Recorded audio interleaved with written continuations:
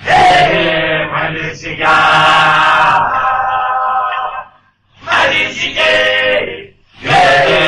Malaysia.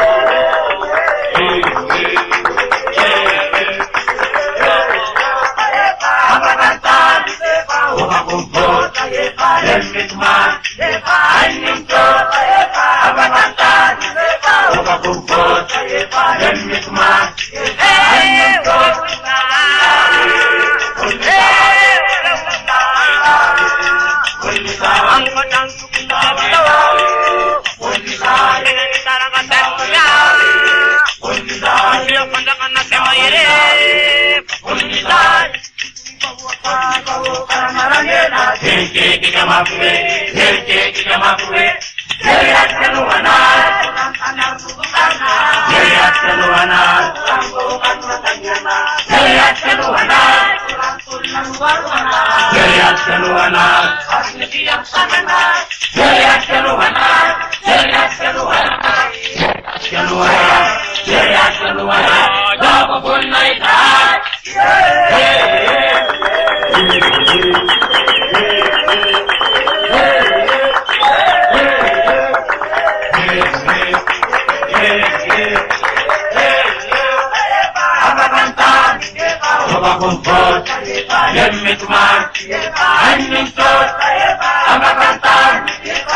kubur, lemmi tuman, ayni dor, tari,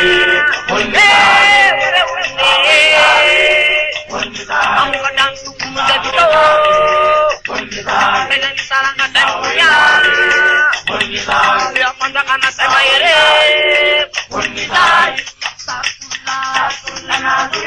senke kigamapwe,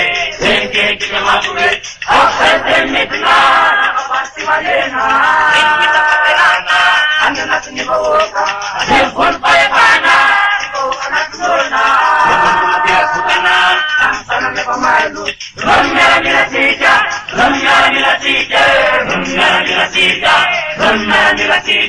sabapun na itay,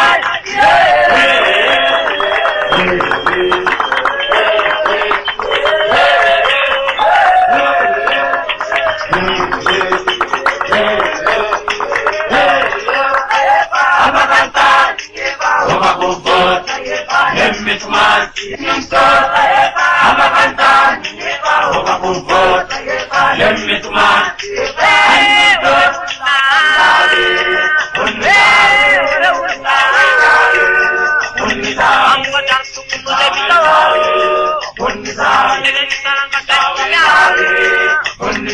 siya manda ka na sa mayre,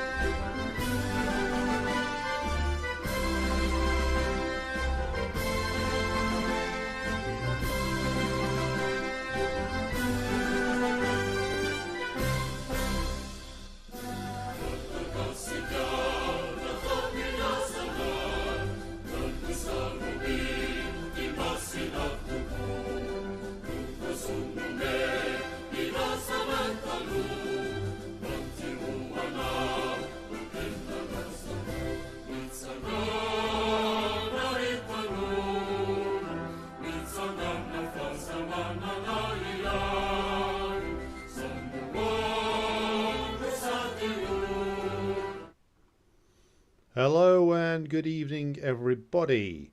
It's another day. It's another Q&A, in fact, and it's another rather interesting selection of questions that I've been provided with by all of you good people that are going to be providing a very interesting basis for discussion today. But before we get underway, I'll just say that it's a slight changing of the order because tomorrow I'm out all of the day, so can't do, in the words of Bill O'Reilly, do it live. So we're going to be doing the episode on Mao's on the correct handling of contradictions among the people. I'm going to pre-record that early tomorrow morning, and it'll debut probably in the evening. So tune in for that, and then I'll take questions on it separately. So note your questions down and send them in for the text by Mao, and I'll handle them on a different day. Second piece of housekeeping.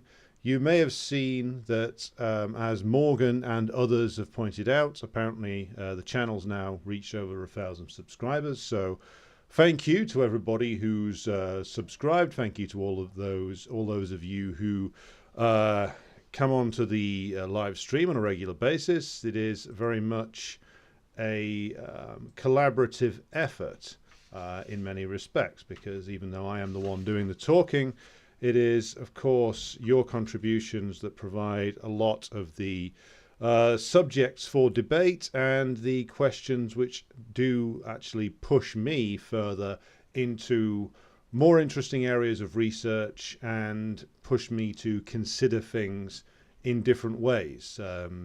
Monologuing was never quite, as rewarding, so to speak. So I'm just going to make sure that this is suitably plugged on my keyboard, which is somewhat failing in its battery capacity. So you'll just bear with me a moment. There we go. So yes, we have a series of questions on everything from what the hell should we do with the left, right answers only please, or honest answers only please, to the way in which the imperialists extract profits from the colonized world.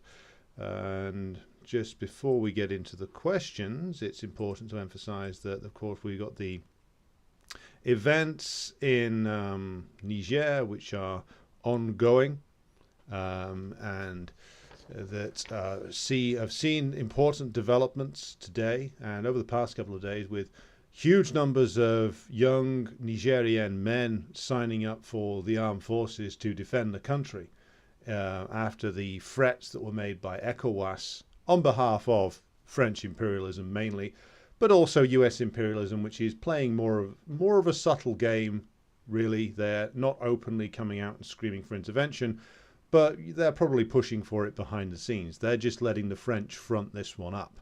So if it all fucks up, then it'll be hung around Macron's neck, not Biden's. Because if they hung it around Biden's neck, his head would probably fall off.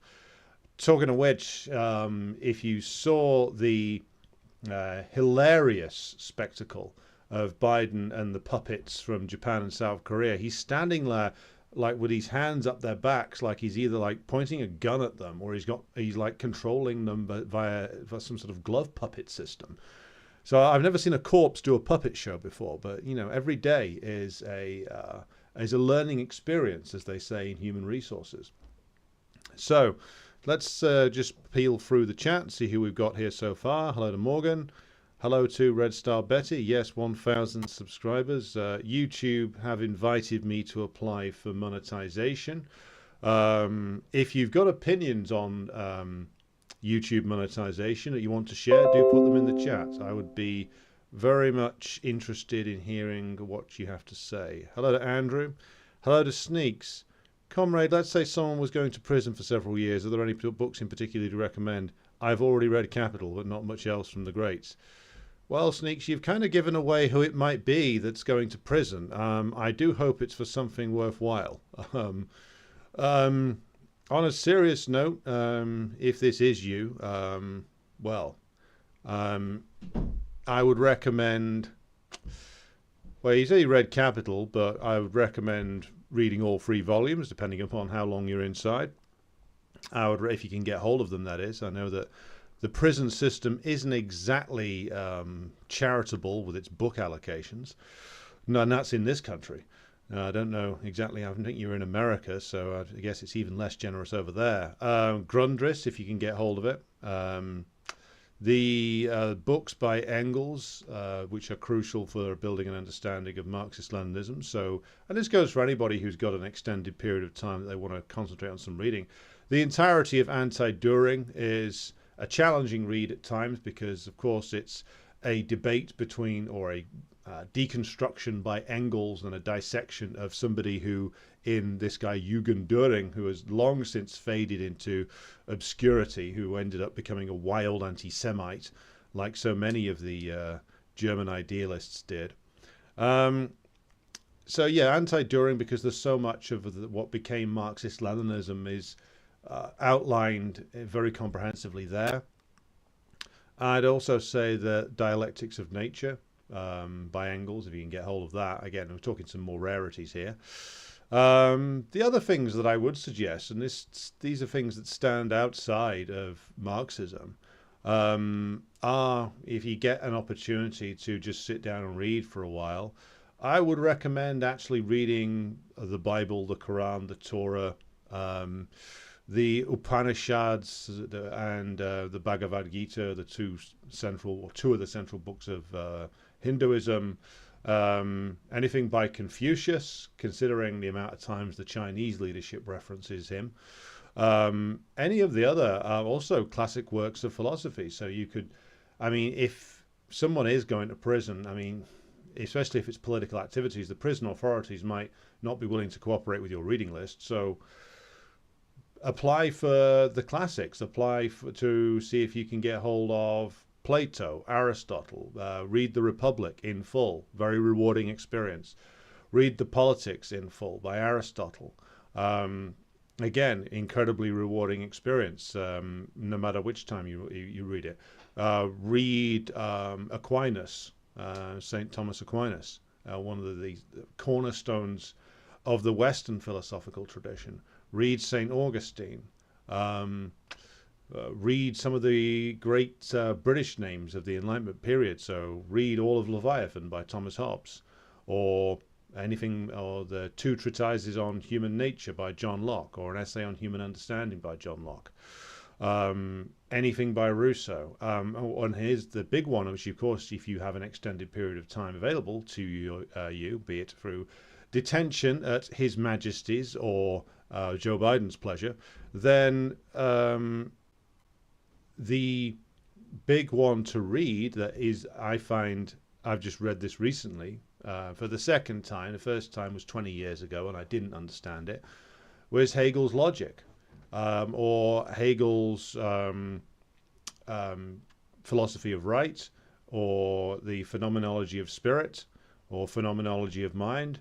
These are incredibly often complex books, but if you have time to yourself, that and you want to just spend the time getting into something, reading Hegel's Logic. I mean, Lenin was right, unsurprisingly, which is if you sit down and you read that, and again, it's a difficult book to get into because a lot of it is responses to Kant and Leibniz and Descartes, and a lot of it he repeats himself endlessly.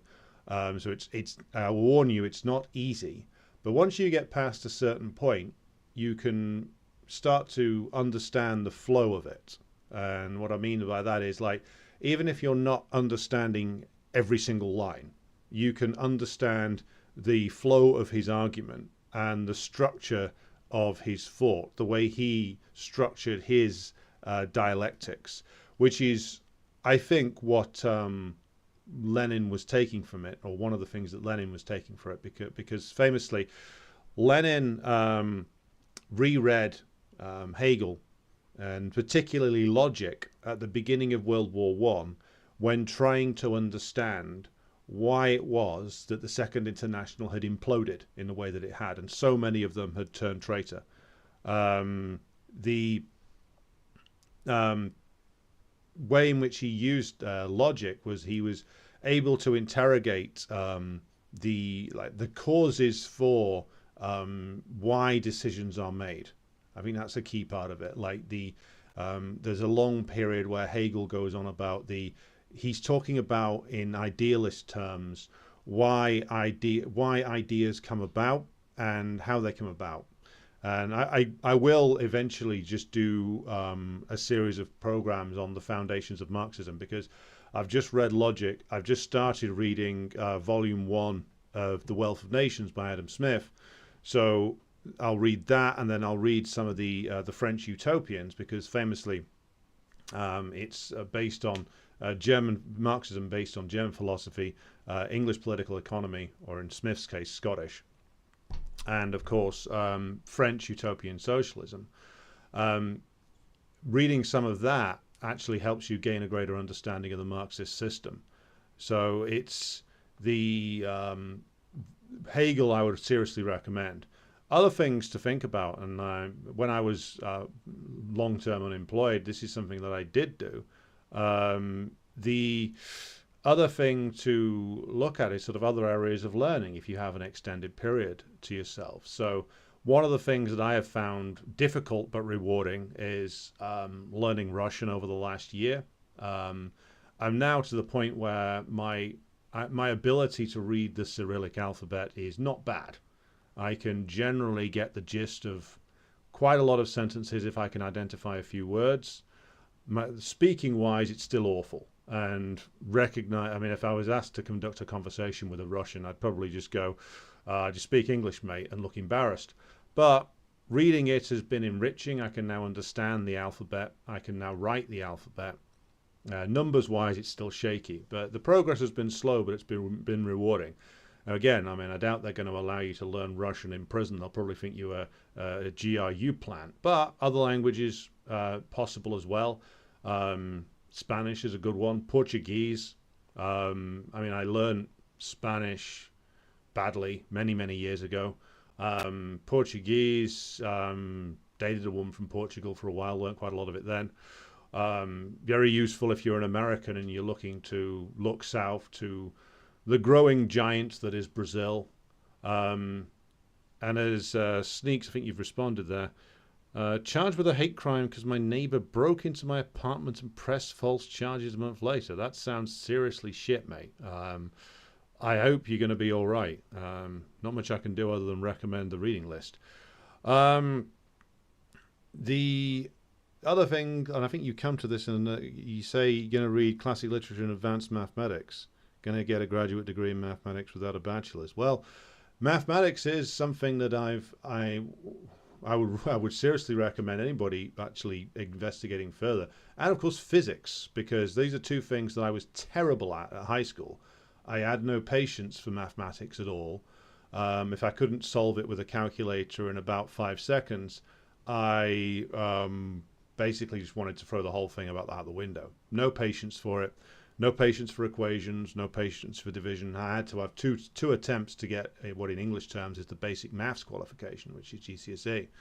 And I only just scraped it the second time round because essentially, again, no patience when I was an angry 17-year-old.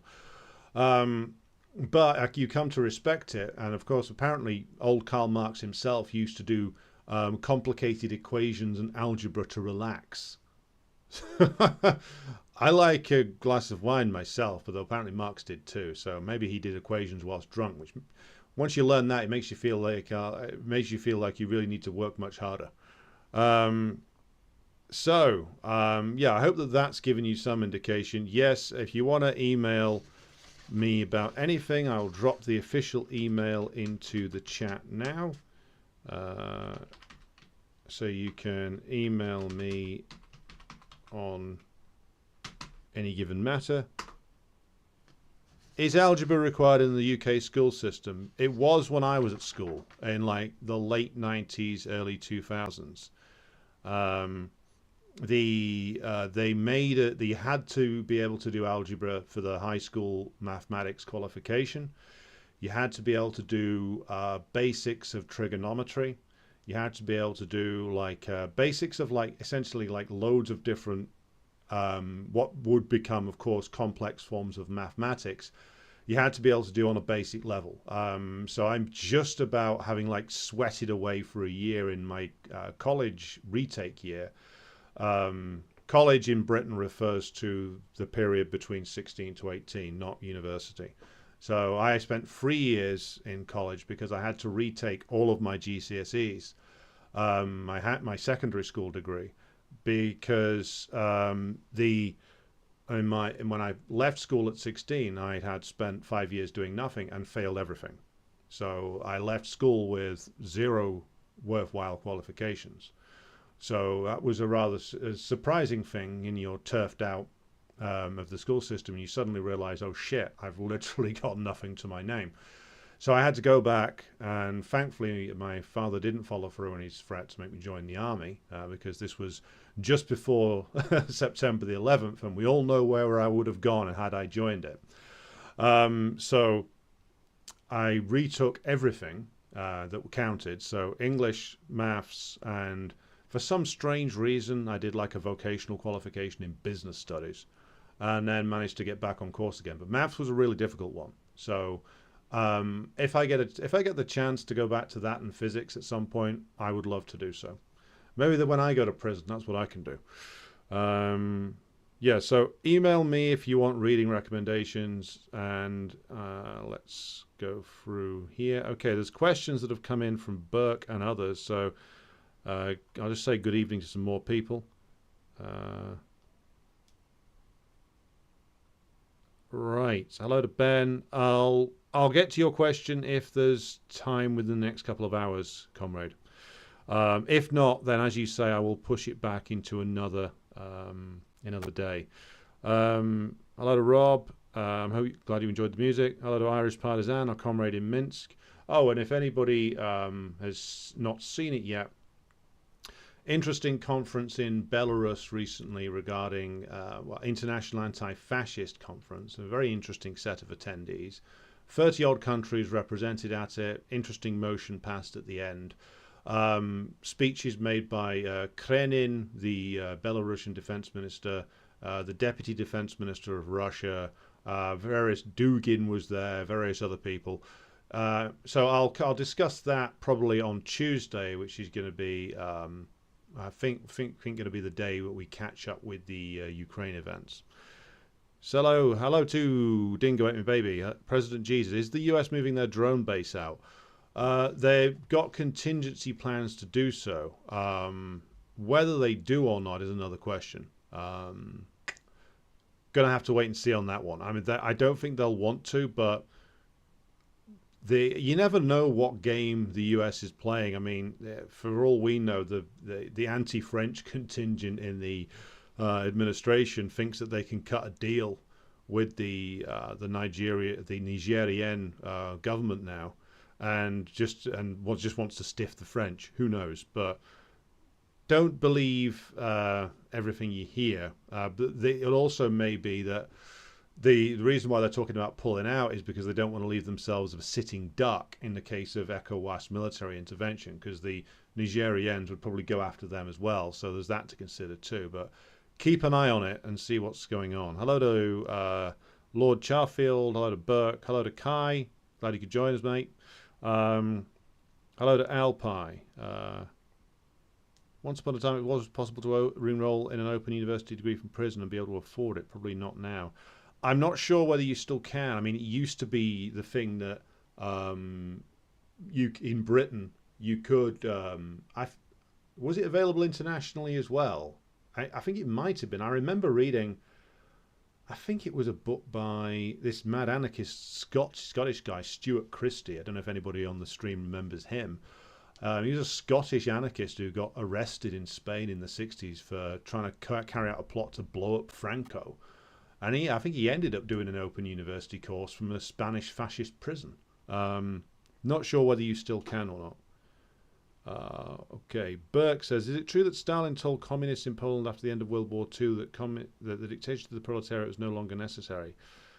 I'm going to be honest with you, I haven't researched enough into that question. I've heard that story. So do you mind putting that question on hold until I've actually done the reading for it, Burke? Can you indicate whether you're happy with me putting that into next week? All right. President Jesus. Oh, yeah, I've already answered that point. Hello to Paul Charo. Hello, and another comrade from the CPGBML in the chat. That's John, going by Lord Charfield. And good evening, Peter. Catching up there. Okay, let's get into this with the first question, which came up in the chat on another night earlier this week. What are your thoughts on unequal exchange? How do current and potential conflicts impact the global system of production and value extraction? So, yes, we've been talking about unequal exchange rather a lot when it comes to Niger, because, of course, they've got a considerable amount of resources, gold and uranium being among them. And, of course, they are not enriched by them at all. And there's a lot of Marxist theories on unequal exchange, but some that are worth reading are the work of people like Samir Amin, who I've only read a little bit of. I'll be able to say more when I've finished the book of his I'm reading at the moment. Michael Roberts has done, the guy who runs the blog of the same name, Michael Roberts' blog. He's done some interesting work on it. Now, of course, unequal exchange is typified in Niger. If we use the example on another night of the uranium trade, and how the French multinational that mines it out essentially rips all the value out of it, and the unequal exchange in trade relations is something which is being raised now by the government of Guinea and Burkina Faso, and will be raised, I'm sure, if it hasn't been already, by the Malians and the Nigerians now, because the center of it, of course, is, well, one of the centers of it is the usage of the African nations as sites of raw resource extraction. And this is what the Guineans have turned around and said that they're no longer prepared to accept, nor are the Burkinabes, and that their gold that is extracted in their countries, they're no longer going to allow it to be just all taken out in its raw form and processed elsewhere by the companies by the mining companies. They're saying that, well, if you want to do business here, you want to extract it here, you also have to employ people here to actually do the processing of the raw material, where to turn it into a commodity. So they've actually adopted a fairly moderate position, one which the companies will probably lose their minds over, because their ability to continue to hyper-exploit these countries is based, as we've said before, on keeping them poor, on keeping them in submission. And you do that, of course, by making sure that the country can never develop. So you rig the system, or you set the system up so the mining company does all of the work, the miners do all of the work. The mining company takes the raw resource, exports it out of the country, takes it somewhere else, usually Europe or the United States or Canada, one of the G7 nations anyway, who are still, by the way, the biggest economies per capita in the world in terms of the actual amount of capital that they have available to them and the amount of capital they export every year. So it's still the case that the dominant powers in terms of capital exports, the dominant imperialist powers in the world, are still the same as they were 100 years ago. China and Russia ain't even on the map when it comes to capital exports. Interesting side note. But things remain, they keep the nations poor in order that they can never develop. So if you've got gold, uranium, oil in your an African nation, or you got an agricultural resource like you're able to grow coffee, for instance, the way in which the international system has been set up since the early 90s, after the implosion of the USSR and the Soviet bloc, has been such as to keep nations in this trap of only being able to sell raw resources, never being able to add any value to the products that they either they dig out of the ground or they grow in the agricultural system. Because if you could then start adding value to that, so for instance, if you're if you're like Niger, you're taking the uranium out of the ground and you're just shipping it out in its raw form to France. I mean, you don't even have a nuclear power plant of your own. Think about that. Like you're selling all this nuclear material every single year. Most of the money isn't benefiting you, your country, and you don't even have a nuclear power plant or an energy grid. So if you were actually able to add value to the process, so if you actually had not just a primary industry and extraction industry, but a secondary industry on top of that to actually develop the raw resources into something. So infamously, when it came to Russia, for instance, in the 90s, the imperialists, acting through their agents, the local compradors, decimated all of the machine tool industries that used to service the oil fields and the gas fields. So, for instance, BP, Chevron, Texaco, who all the companies that were in Russia until quite recently were bringing in and importing all their own machinery, all their own maintenance equipment. None of it was made in Russia itself. But previously, of course, the entire industry had been self-sufficient in the days of the old USSR. So, of course, one of the objectives of the Putin administration, particularly after 2008, was to make sure that they restored all these systems, which is why, of course, it's part of the reason why the imperialists lost their shit.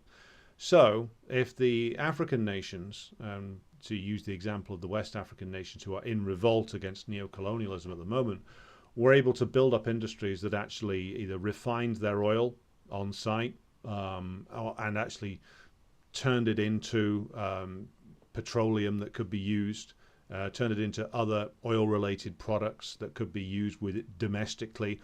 Well, then not only are you actually increasing the utility of extracting that resource from the ground, you've then built up an industry that it can actually employ more people, and of course grows the size of the proletariat, and increases the actual power of the domestic economy.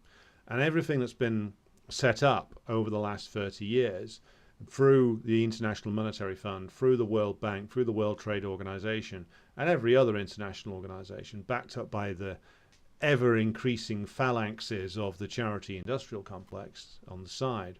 All of this is set up so that the African nations in particular cannot develop. So if you want a loan for anything from the IMF or the World Bank, there's going to be a whole long list of conditions attached to that about what you can and what you can't spend it on. And often it's the case, and this goes for the trade deals these countries have signed as well, that either your trade deal precludes you, as it does with like Kenya and Uganda, from developing the agricultural products into a finished commodity. And the same would be true for like oil and gold and uranium extraction. All you're there to do is to extract it, send it out, because it comes back to how do the imperialists manage to keep African labor so profitable? It's because it remains ultra cheap. How does it remain ultra cheap?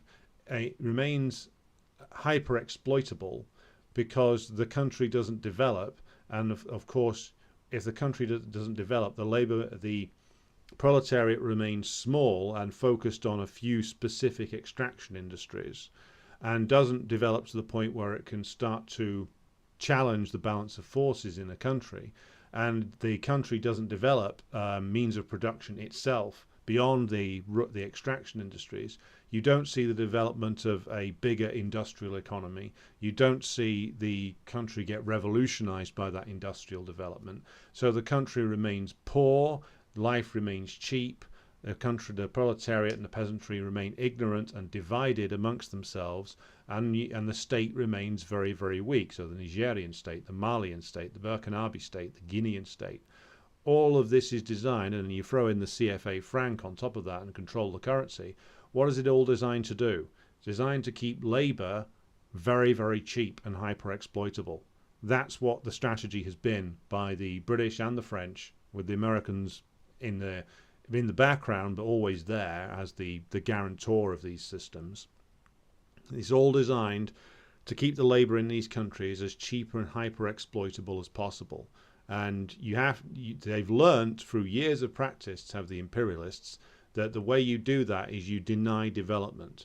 You deny them the ability to develop their economies any further, to keep their state machinery very, very weak, to keep their political system either just run by a renter dictator or completely unstable to the point where it falls apart. You deny them the capability of developing their nation at all. It's just like, look at Niger. It's not gone forward in 60 years. Not the fault of the proletariat and peasantry in that country, but the fault of the system that was imposed on them by the French, the Americans, and ultimately the local compradors as well. So that's the game. That's how unequal exchange is maintained. Now, where are we going with this is the big question, which I think is implicit in the question that has been asked. Well, if we get to the point now where if the Guineans, the Burkinabes, and the Malians and Nigerians are successful in what they're doing, which is essentially pushing forward with nationalist revolutions in Africa that have, of course, have a precedent amongst African nations before. But if they are successful in pushing forward the development of their economies, so starting off with taking their economies away from being just sites of raw resource extraction, expanding the means of production they have available to them, diversifying their economy away from just being mono economies or duo economies, producing one or two commodities for sale to the imperialist countries, then of course you start to see the imperialist system will start to wobble, and it'll start to break down, because if they can't have the super profits that are exploited, hyper exploited out of the cheap labor that is available to them in these countries, then the entirety of the imperialist system either has to fundamentally change, so it will have to then start purchasing these commodities at a higher level, at a higher price level, because if the economy develops in a place like Burkina Faso or Guinea or any of the other countries we've been discussing, if they invest in their means of production, and they are able to diversify their economy, and they are able to spread out their tax base, and they bring more layers into the proletariat, they end the destructive civil wars that have been imposed on them by imperialism via the jihadists for many, many decades. They unify the countries. They're able to electrify the whole country. They're able to, again, further diversify build up their industrial bases. Then you're not dealing with a weak state with a weak economy that can't resist you anymore. You're dealing with a country that is now fully in command, or much more in command of its resources, that, of course, now has a bigger and more organized proletariat. And a bigger and more organized proletariat means that it's a more developed, industrialized working class that can actually start demanding things more and demanding higher wages. And of course, when you get a greater level of development, you move out of the dire poverty that these nations are in, then, of course, the proletariat has more needs, and, of course, the price of labor must go up. Because, of course, remember how the price of labor is actually set, which is that the capitalist will pay the minimum to keep the worker on his or her feet and reproduce the next generation of workers. And if the proletariat has developed, and if the state has developed, and you have a higher level of consumption in that economy, away from like the subsistence level existence that many of these countries have now, of course the cost of producing and reproducing these workers is higher, and therefore the business model of imperialism falls apart, because it has to be based on the hyper exploitation of labor. And if they can't do that anymore, then these companies' profits take an absolute nosedive, and of course the entire imperialist system starts to shake. It's why they're freaking out so much about the Chinese. Now, whether the Chinese actually meant in this particular period to fundamentally challenge imperialism by investing in the African nations and building up infrastructure there, well, that's an open question. We don't know the answer to that, but it has challenged imperialism, because suddenly it's provided not only an alternative development model, but you actually start to see these investments that the Chinese have been making. And this is something which is admitted even by like bourgeois academics, like Deborah Brautigam, for instance, who wrote a book called The Gifts of the Dragon, where she assessed the development model that the Chinese were using in sub-Saharan Africa, and found it to actually be far more effective than anything that was on offer from the imperialist countries. Because, of course, as I've just spent the last few minutes outlining, they are not interested in developing these countries, because if the countries actually developed, it would mean that eventually, or quite quickly, the cost of labor in that country would go up, rendering the profitability of the enterprises they operate there much, much less in terms of the profits they're able to extract. And that's why they've never been interested in developing Africa. Never. Not in 1850, not in 1950, and not now. And so the Chinese come along with, they have deals they want to make. They want to get their hands on the resources of these countries, but they're offering a far superior system that the African nations are much more keen on, which is, of course, that they agree to invest in railways much more extensively than the imperialists ever did. They agree to invest in infrastructure, for instance, education, healthcare, roads, not just that are related to resource extraction, but are improving the infrastructure in the cities. All of this, of course, helps to actually build up the proletariat in these nations, to the point where, of course, they're going to be able to eventually demand higher wages, because the proletariat grows, and as it grows it becomes more organized. As it becomes more organized and the industrial base also grows, as we've just been through, you start having a higher cost of labor. And again, all of this has ended up challenging the imperialists and their stranglehold over the African nations. And this is what's causing the incredible and raging hostility. And you see a lot of bourgeois analysts who are actually critics of the US imperialists and the drive for war against China haven't really looked at this, because it's not just wild irrationality that's going on with regard to the US imperialists and the US imperialist bloc against China. People are saying, oh, why would they want to attack China? They're doing so much business with it. They are doing a lot of business with China. But if the Europeans lose the ability to hyper-exploit the labor and resources of Africa, to quote Jacques Chirac and Francois Mitterrand, well, it's not just that France without Africa is nothing. Well, Western Europe without Africa is nothing. And if Western Europe loses the ability to hyper-exploit African resources via the trade deals that have been imposed on the African nations through the European Union, then that's the entire European Union project down the shit pan as well. Because if you look at the trade deals that they impose on the African nations via the European Union, it's as bad as anything that US imperialism does. That's why it's fundamentally ridiculous that anybody on the British left was campaigning to remain in the EU as a progressive alternative. Like, the EU is one of the most reactionary and brutal imperialist regimes that's been imposed upon any nation, and it does that via its trade deals, and it does that in concert with and in business with US imperialism. And that's the reality that we're faced with here. The Europeans are as frightened and terrified of the development of Africa and the Chinese role within it as the Americans are, maybe even more so. The Americans have other areas of the world that they can still exploit, even though they're being challenged even in their backyard now by the development of countries like Brazil and what Lopez Obrador has done in terms of the successes that he has had in Mexico. And of course the perennial itch they can never scratch, which is the continued survival of the Cuban Revolution. But the Americans do have more capital in reserve than the Europeans do, and therefore could last longer if the African deals go against them.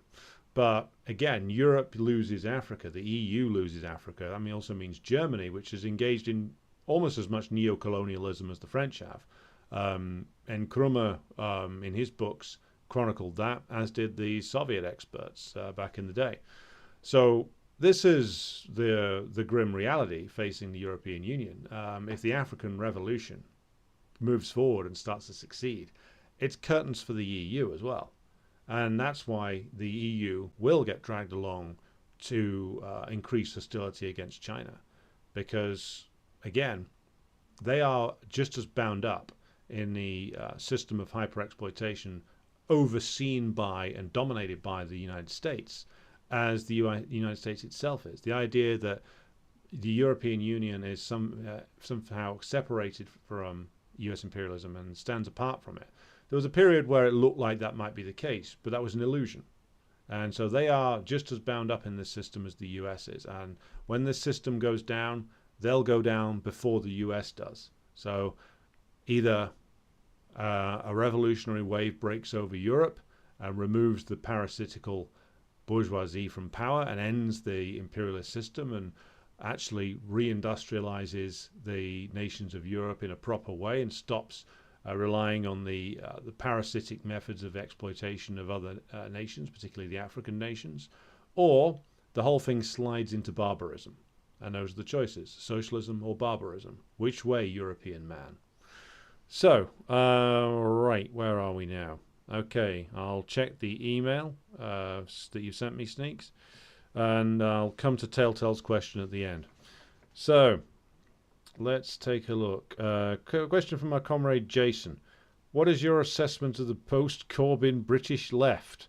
And do you think Marxists should, as some believe, have nothing to do with them?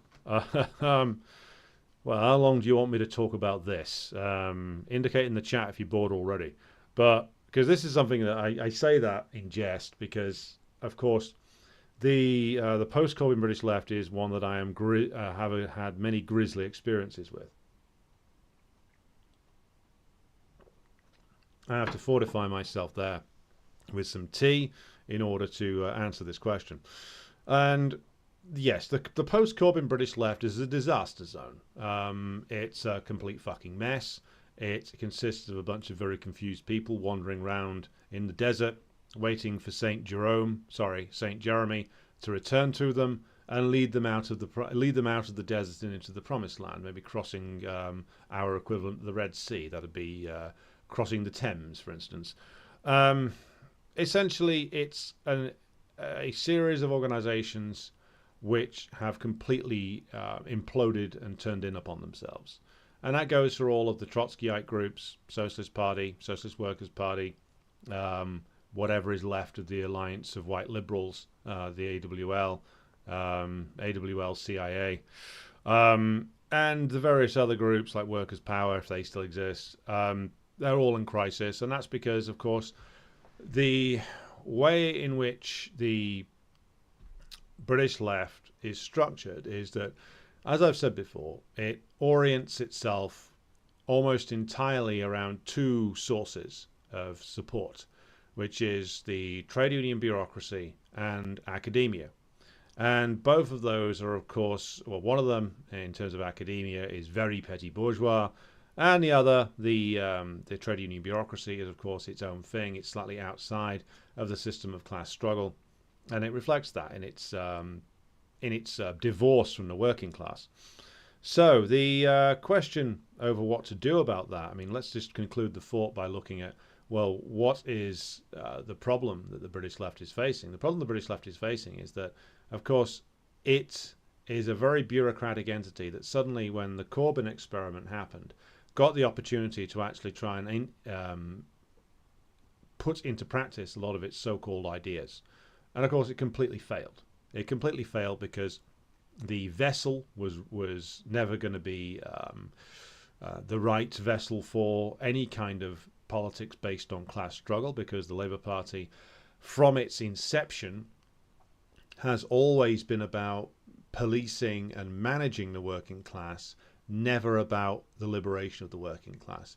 It was never even on the same level as the SPD in Germany, which, at least nominally, before 1914, had in its charter and its programme the standards of Marxism, which are that the working class would become the ruling class, that capitalism would be overthrown, that the working class would build a new state based on the mass participation of the working class in the planning of production, all those things that Marx and Engels talked about and wrote extensively about.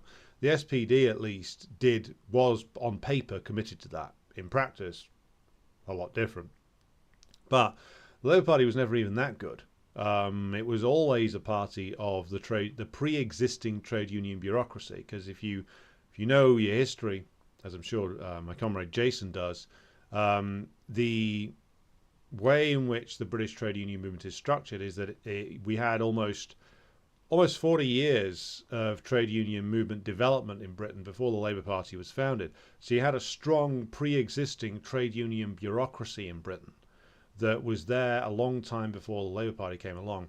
And the collaboration that really made the Labour Party happen was one between the trade union bureaucracy, particularly the trade union leaders from the layers of skilled workers who could demand slightly more for their labour, the labour aristocracy, and the middle-class socialists who Marx and Engels spent so much time critiquing and denouncing, even from the very beginning of their writing partnership in the Communist Manifesto.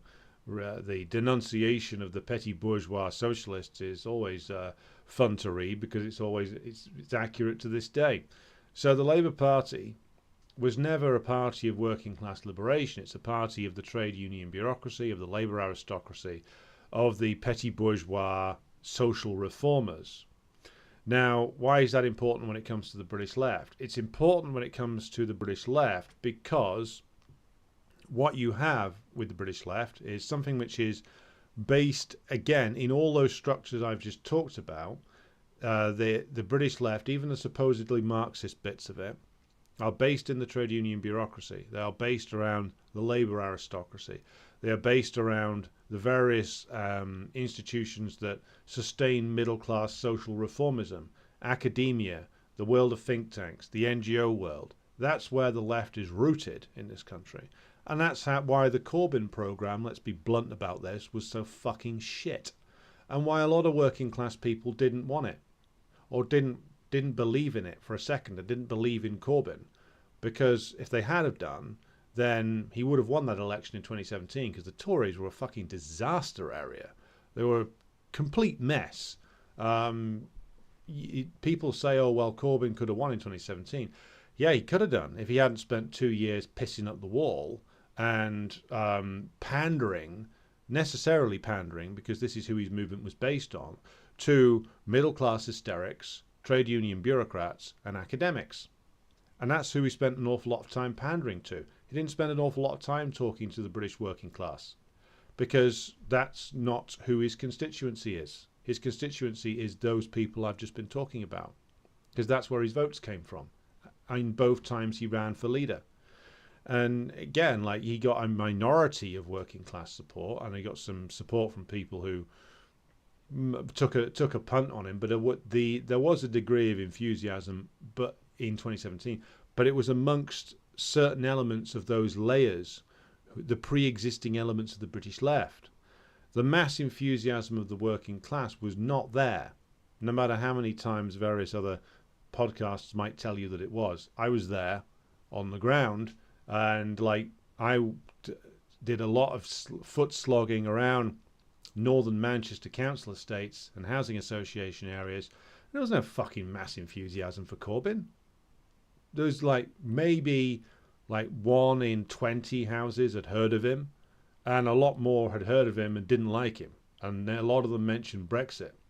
And a lot of them said, well, we'll vote Labour anyway because we always do. So let's be clear. The mass enthusiasm of the working class, in my direct experience, was very much overstated. What Corbyn did was that he was the product of a certain radicalisation of the same old elements who made the Labour Party in the first place, which are, again, to restate the point, the trade union bureaucracy representing the higher end of the working class, which has changed in its composition over times, but still very much a factor here. The middle-class socialists and the NGO world and the academics. That's who was radicalised by that period in 2010 to 2015. And that's where his support base came from. And that's why he was shite, to be blunt about it. Because it wasn't based on a working class revolt. It was based on what Ed Miliband, actually, the terrible leader of the Labour Party prior to 2015, he was a product of the radicalisation of these layers as well, because he ran in 2010 for the Labour Party leadership on a platform that was like one iota to the left of his even more wretched CIA assets of a brother, David Miliband. I could do a whole show on the dirt that guy got up to, but he won by appealing to these exact same layers, and he used the term the squeezed middle. And so what he's referring to there is, of course, a real thing, which is, of course, the squeezing of aspects of the British petty bourgeoisie, particularly those who were in higher paid positions in the state, or state employment, who felt under threat by the public sector cuts made by David Cameron and George Osborne in 2010 to 2015, and others who were impacted by the global financial crisis and the Great Recession. And of course that meant a certain radicalisation in these core elements of the petty bourgeois left. That's what created Miliband. It's also what, to a large extent, created the drive towards Scottish independence, and it's what created Corbyn. Now, there's elements of working class involvement, particularly in Corbynism, such as it was. There's a little bit of it in the Scottish independence movement as well, but not that much. And you look at all this, and this is fundamentally why Corbyn failed. And so what you've got now is a bunch of petty bourgeois people roaming around, wailing in the wilderness and engaging in all kinds of weird stunts and weird, like, Malthusian death cults. Because fundamentally, these are layers who are increasingly coming under pressure, and fear being proletarianized at some point in the future. And so are now had their champion, Saint Jeremy of Islington. He was vanquished thanks to them largely, and the terrible politics that layer generates, and his own inadequacies. And now they're left with Keir Starmer, who they're all going to vote for, by the way. They're all going to vote for, no matter how much they denounce him, no matter how much they scream. Just like the American left are mostly going to vote for Joe Biden, the British left are going to vote for Keir Starmer. They're going to bitch, they're going to moan, they're going to scream, they're going to call him every name under the sun, but they're going to vote for Keir Starmer, and the Americans are going to go vote for Joe Biden. A minority will vote for Cornel West, to be fair, but most will line up and vote for Joe Biden, especially if it's Trump again. So to return to answer Jason's point, well, okay, so what do we do with this now? What do we, communists, and if you're an American, if you're an Australian, or you're anywhere from the imperialist metropoles, a lot of these lessons, I think, do apply to your countries as well. So what do you do? What do you do if you're American and you're looking at the remains of the Bernie Sanders movement? And I think, I think a lot of the things I've been talking about here could apply to the American left as well. Chime in if you think I'm right or wrong on that. The question, again, we come back to the question, like, what should we do about this layer? Because this is the activist layer. And Red Star Betty's comment is, surrounded by middle-class hysterics sums it up nicely. Yeah, I'm glad you agree. You probably experienced much of the same things that I did. So the middle-class hysterics, though, dominate all of the activist layer on the British left. They dominate a lot of the trade union movement bodies. They don't dominate the bodies that are sort of the more serious working class areas, where you do actually get working class people elected to positions of some influence over industrial policy in the unions, over negotiations. But they dominate, like, all the trades councils, the sort of lay democracy organizations. Through the NGOs, they dominate a lot of activism. They dominate a lot of the ideas that are discussed, because they are, of course, in a commanding position in the petty bourgeois academia. So what do we do about any of this is the question. And today, for instance, they had this ridiculous conference in Manchester where they're talking about we need a new United Left Party. And it was the same people who were having the same discussion 10 years ago about building a new United Left Party. And I was there, many of these discussions 10 years ago, and time has not improved them. Trust me. So what do we do? I think the answer is, well, we have to leave this layer behind. Look, you can spend an awful lot of time and an awful lot of energy calling yourself a professional revolutionary or some such badly appropriated title, running around different meetings that this layer organizes, convincing yourself you're building for socialism. But this layer only goes one way at the moment, and that is back towards the Labour Party again. Because the Labour Party is like a black hole that draws in all petty bourgeois leftism. Because fundamentally, again, it's their party and always has been. And the only thing that can successfully challenge that, and of course, as I've said many times before, the Labour Party is a party that is wholly incorporated into the bourgeois state in Britain. It's a crucial aspect of capitalist state management to have the Labour Party there as a fake alternative.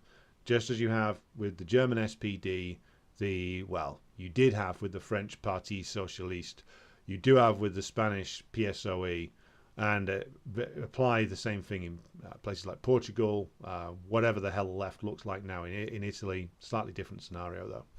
But to return to the answer here, is that we have to go beyond this layer now. We have to leave this layer behind. There's no working with it.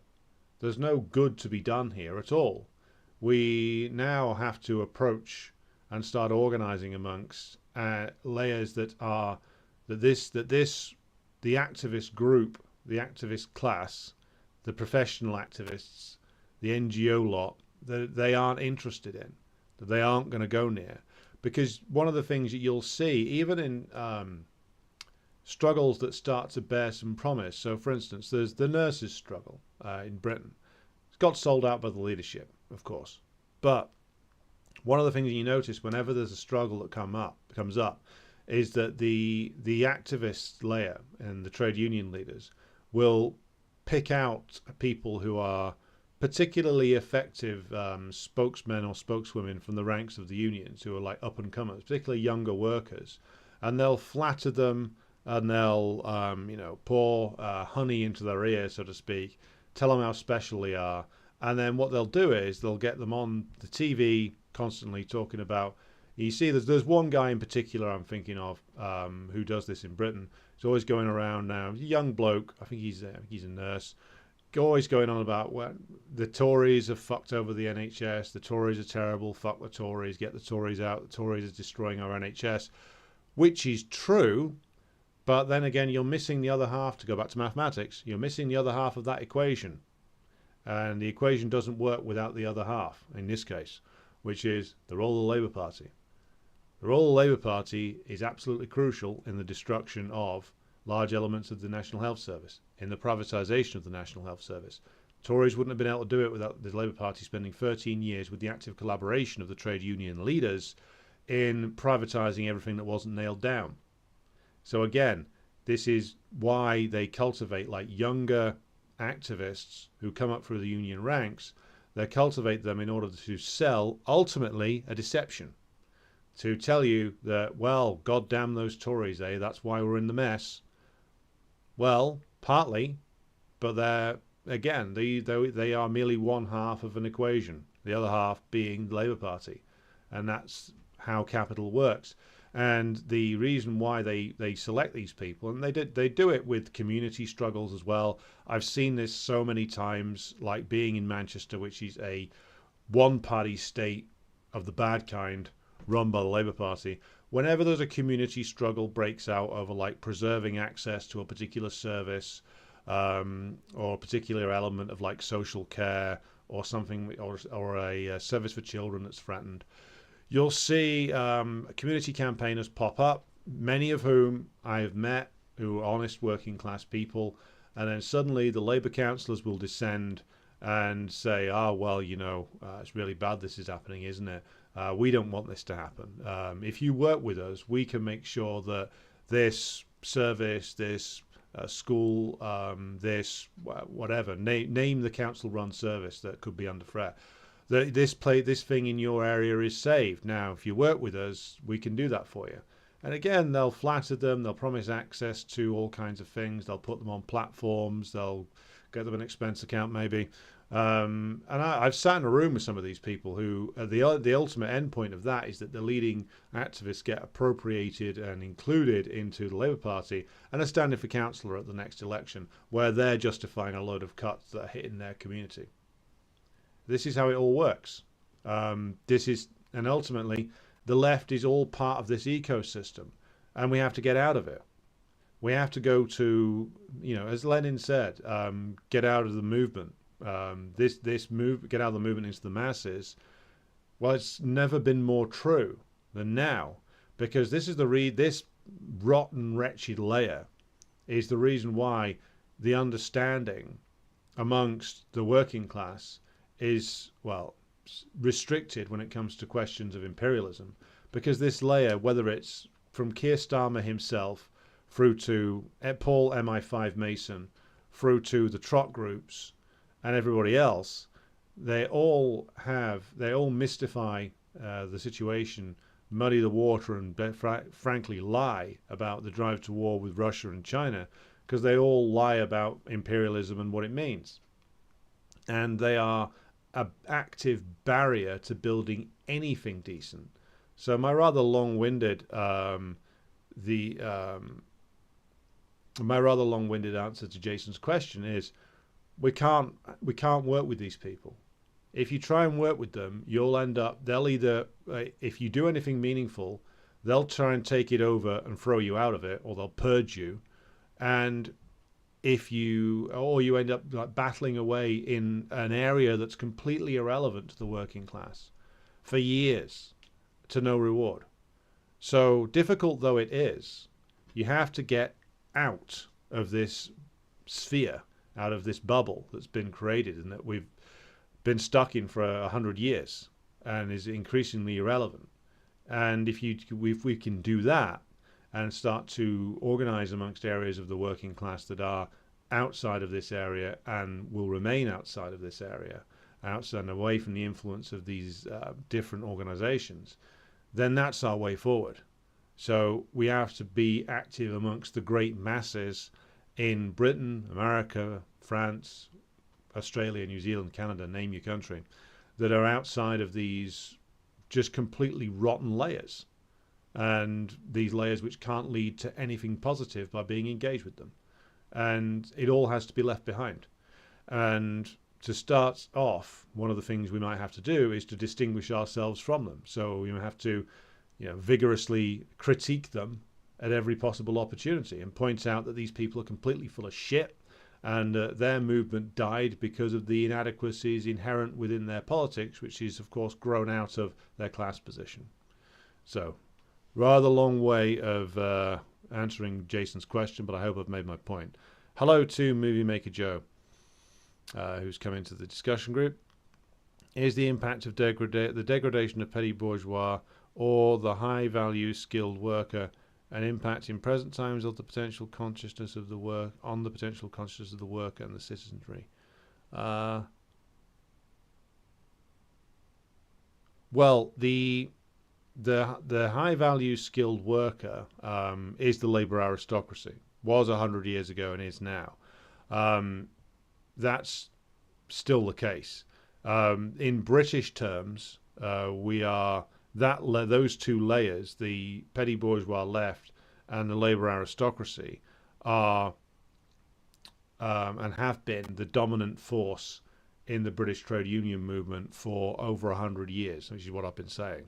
And it's only when the great masses of workers beyond those layers have actually got active and actually started to organize themselves in a serious way to push past the influence of those layers that we've started to see any progress with the union movement at all.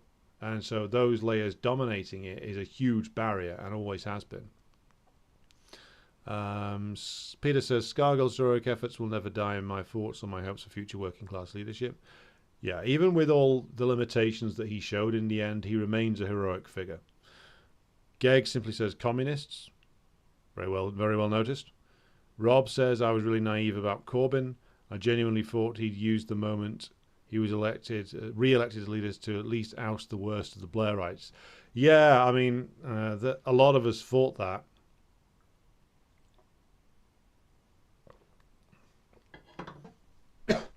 Yeah, I mean, I thought that after they'd come out into the open, I mean, I was naive about it too, mate, to be honest. Let's not kid. I won't kid anybody.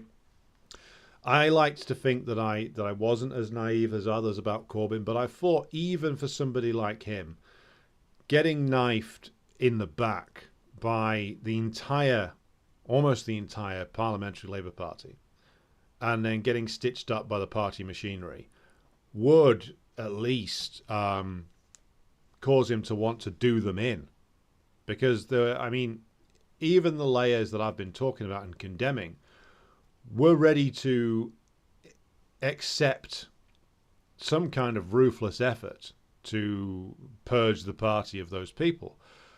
So he had an opportunity to do something there. Might not have been very good in the end, but it was something. He had the opportunity to move it forward. The question is, why didn't he? And it's an interesting one. And in short, the thing that I came to the conclusion about was that he still regarded those people as his allies, his comrades. He had a very nice career and continues to, despite his exit from the Labour Party, as the loyal opposition within the party. And he did not want to upset that. He had no real interest in actually leading a revolt. He had no real interest in actually challenging the British capitalist class in any fundamental way. He fought, I don't know what the hell he fought, but he wanted to carry on being the nice bumbling oppositionist who would be the repository for oppositional energy. And he had no real interest, and neither did most of the people around him, either from the trade unions. They had no real interest in a serious battle, because the thing is, if you take on those who are referred to as Blairites, like the Labour Party right wing, it's not just that you're expelling them and throwing them out. They're nothing on their own. They don't have any organic support. They might have done 50 years ago, 60 years ago, when some of these people in the right were more rooted in the trade union bureaucracy, but they don't really have that anymore either. They're nothing. They're a cipher in terms of their actual popular support. 9/10 of the population doesn't even know who the fuck these people are. And if they know who they are, they don't like them. So why does the Labour left run shy of them, even when they've got the votes to do them in? Well, the answer is that the Labour Party right aren't just representing, certain aspects within the NGO movement or academia or even the trade union bureaucracy. They are the representatives of the British ruling class in the Labour Party. That's who they represent. So if you expel them, that's a direct attack on the British ruling class and a key element in their political machine. Now, Corbyn had been at one point in his life a Trotskyite. He's read bits of Marxism. He and his brother were in the International Marxist Group way back in the 60s. They were organised around a journal called Red Mole, if you've ever heard of that. And so he understands a little bit about what these people actually represent. He's been around long enough in Parliament to know that these people actually are the representatives of the British ruling class. And I think he knew, and John McDonnell knew, what taking them on actually meant. It didn't just mean a row in the party, a row which they could have won. It didn't just mean like getting criticised in the press. It meant that basically you were going to political warfare with the British ruling class almost in the same way as if you were trying to destroy the Conservative Party. You're destroying a key element of their political machine. And this is something which, of course, the British ruling class would not take kindly to. And if you do that, if you go down that road as the leader of the supposed Labour Party, and if you've done the things that the more honest people in the Corbyn world, like James A. Smith, whose programme I've been on a couple of times, he runs the show called The Popular Pod, the kind of things that he would have supported, and others like him, like appealing over the heads of the party to workers directly, going out and holding mass meetings in working class areas, campaigning for like a working class Brexit, that kind of thing. Any of that means you are now on a collision course with the British ruling class. And people will say, oh, Corbyn did anyway. No, Corbyn passively accepted the beating the British ruling class gave his movement because I think fundamentally he had no interest in fighting that fight. He didn't want to end up cooed out or in prison or worse. He had no interest in mobilizing the working class. He had no interest in having that brutal political warfare that would have needed to have been fought. And of course, there's no guarantee that the British ruling class might not have done something drastic had he started removing key elements of their control. And that's how you have to view things like the Labour Party. If he was to disrupt a key element of their control mechanism, there's no guarantee that they wouldn't have just arrested him and thrown him in prison. Now, I don't think they would have been that crude. They'd have tried all manner of other things first, but it would have opened a road in the. It would have opened up a road of struggle, which he didn't want to embark upon, and neither did anybody else around him. because that way lies only further escalation. Once you, and you could say the same thing with regard to, for instance, the Democratic Party in the United States. If you destroyed the Democratic Party, or the Republican Party, in fact, or in British case, if you destroyed, particularly if you destroy the Labour Party, we'll stick to the British case, then what you are doing is you are challenging fundamentally the rule of the British ruling class and their ability to manage the state. Because if they can't have the Labour Party rights available to them, and even if, with all the inadequacies we've talked about, some sort of left reformist government gets elected without that solid base of the Labour Party right and the trade union bureaucracy there to restrain it and destroy it, then, well, again, you're escalating the struggle, and the ruling class would escalate the struggle. Then they would then do things like investment strikes, capital flight out of the country, tanking the pound. There had already been talked about. They've been talking about military rebellions in the case that Corbyn became prime minister. All of that, of course, was meant to frighten him and his supporters, and I think it did. And this is the thing you have to keep in mind. The British system, same is true for all the other imperialist states as well, is basically dependent upon the masses, the British working class, the millions of working class people remaining pacified, and the political process remaining something which the bourgeoisie completely control, and the elements of the petty bourgeois are allowed to think they have some influence over from time to time. Anything which mobilizes the great masses of the British working class is, correctly, from the ruling class's point of view, viewed as a dire threat to them. And that's why they react so furiously and like try to slap down anything that looks like it might mobilize the working class in a particular way. And really the story of the last 60 years, at least, has been of the British ruling class frantically trying to push the working class back into its box to make sure that it is atomized, hyper-alienated, shoved out of any thought of political action, and demoralized. And I think Philbin says, yes, you made a comment in the chat, class for itself instead of a class in itself. Yeah. That quote stays with me because it's a very accurate description of what the reality is in Britain today. The working class now is a class in itself, which is that it's a class. It's a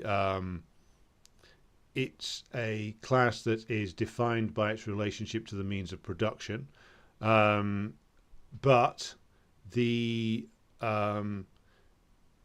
way in which its consciousness is structured at the moment is that it is not fully aware of the implications of its position. And that goes for millions of people. They might know very well that they're getting ripped off and fucked over by their boss at their job. They might know very well that life is worse for them than it was for their parents, and it'll likely be worse for their children than it is for them. They might know all these things, but they haven't reached the point of becoming a class for itself yet, which is to realize the necessity of struggle fundamentally, and realize that you aren't just an individual, an atomized individual who is suffering alone, that you are part of a class, and that class can engage in struggle to try and improve its conditions. And these are the stages of consciousness that the working class has to go through. The ruling class, and they do employ some people who understand this, there are some clever people in the hierarchy of the British ruling class who do understand the way in which class consciousness works. They know that they have to keep the working class as a class in itself, and it is that which is absolutely crucial. And that's fundamentally why they flipped their shit over Brexit, because it looked like the working class might stir itself. Why they were so desperate to keep Corbynism just a passive activity of the hysterical middle classes. It's all about keeping the working class inactive, pushed down, inert, making sure that it remains demoralized, making sure that it can never challenge them again in the way that it did in Britain about 68 to 85 or 86, depending upon where you want to draw the line. And that shows us that capitalist control, even in the advanced imperialist nations, is always, and I will keep repeating this point, much more fragile than it appears. And it can reach the point where class consciousness rapidly develops to the point where the class is then at least acting as a class for itself again. And it's at that point, of course, that the communists need to be active and organized within the working class, because we then need to be bringing the vanguard of the class into a communist party to be organized and go through political education and reach a level of revolutionary consciousness. And that's where the Leninism question comes in.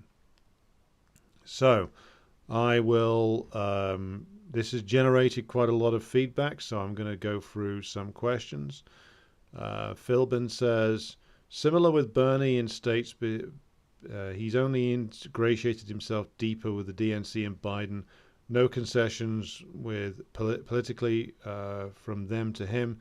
Acknowledging his existence seems to be enough for Comrade Sanders. Yeah, and you know he's senatorial salary and pension. Maybe he wants to die on the floor of the Senate. That's the only ambition he's got left. Movie Maker Joe says, was Corbyn not just a culture vulture? He employed McDonnell as his shadow chancellor, and McDonnell never looked at the real impact of capital. It was all surface. Well, I think you make a very good point about McDonnell and Corbyn, really. They, at best, were sort of pseudo-Keynesian welfare capitalists. They weren't Marxists to any degree. I mean, McDonnell and Corbyn in their youth might have joined some kind of Marxist organizations. They never analyze British capitalism and the way it works and the way it doesn't work and the way it's structured. They wanted to pretend that you could go back to welfare capitalism again, when of course you can't, for all the reasons we've gone into before. And once you make this discovery and you look at like the way in which the Labour left talk and the way that the Trotskyites talk and the fucking fake communists as well, it's all just the same thing. It's all like a desperation to get back to welfare capitalism again, which is again the reason why that era is so beloved, is because that's the terms which have been sold to us as what the working class can best expect by the academics, by the trade union bureaucrats, by the NGO world. The idea of the working class becoming the ruling class is something which they don't even want to consider. The best that they think we can ever do is the period 45 to 51. Or in American terms, it's like the New Deal period under FDR. That's all they want to offer you. And I think we can do much better than that. Beju says, Corbyn opened my eyes to reveal that socialism will never be obtained through the Labour Party, and the reason I came to the CPGB-ML. Well, a big part of the reason I ended up in the same party, Beju, as you know. But yeah, that's exactly right.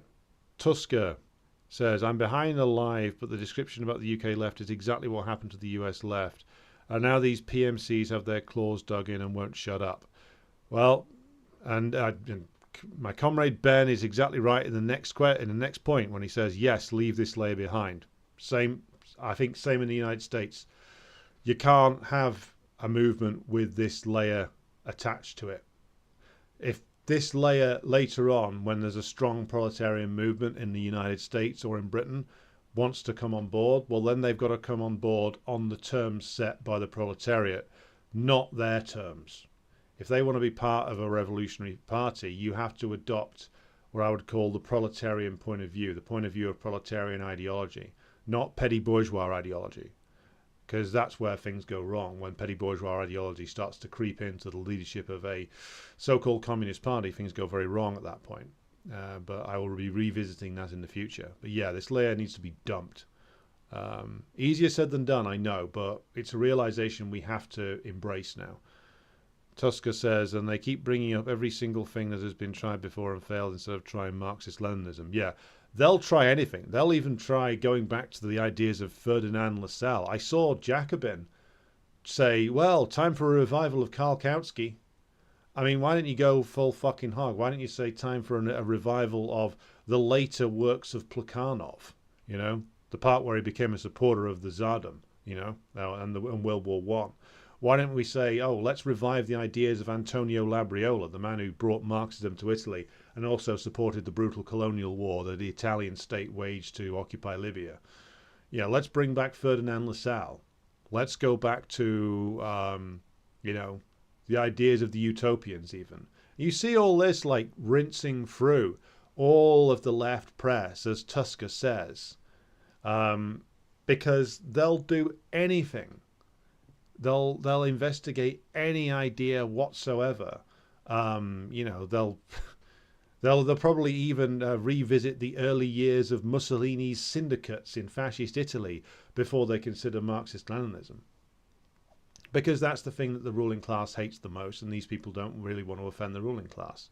And the ruling class is quite happy for Jacobin to hold long-winded seminars on Kautskyism and the need to revive Kautsky's theory of super-imperialism or some other such dumb shit. You can do that all day and still have a nice little life for yourself in academia. So, Beju says, Corbyn revealed the biggest obstacle to socialism is the Labour Party itself, so it has to be defeated. Our job as communists must reveal the imperialist, anti-worker nature of the Labour Party. That's exactly right. And Movie Maker Joe says, the British ruling class are nothing but less than feckless without the work. I'm always astonished by the dregs who still support the Labour Party in any Western country. Well, the Labour Party are... The people who are fanatical about supporting the Labour Party are exactly the same, the layers I've described. Most people who vote for it just because, you know, they've always voted for it, or their parents voted for it, or it's just what you do, or they like it, or they hate the Tories a little bit more. I think that's dying, though. It is dying off. Like the lead that the Labour Party has now in the polls is very false. It is based on essentially favourable polling conditions. I think ultimately it's not going to be the win that the ruling class thinks that the Labour Party is going to get at the next election. I think it'll be much narrower, and it'll be a government of crisis as well. And that's the thing. The only outcome out of the next bourgeois election in Britain that I want is a chaotic one. I want a government that, whether it's Labour, Tory or a coalition, that's too weak to actually impose its will, and ultimately one that is easy to mobilise against, or easier to mobilise against. We should want a weak bourgeois government in Britain. Okay. British working class needs to be educated. Every working class needs to be educated. Yep. Ben says, exactly. When they see the rank and file getting tetchy and showing potential to mobilise, unions throw rank and file events, and the right sort gets selected to push the right kind of rank and file. Yep, and I should make a confession to my comrade's point that I was part of some of those fake rank and file organisations. I didn't know they were. 13 years ago, I was part of the National Shop Stewards Network. The party I was a member of at the time, this Trotskyite mess called the Socialist Party of England and Wales, or SPEW for short, they took over the National Shop Stewards Network and basically ran it into the ground.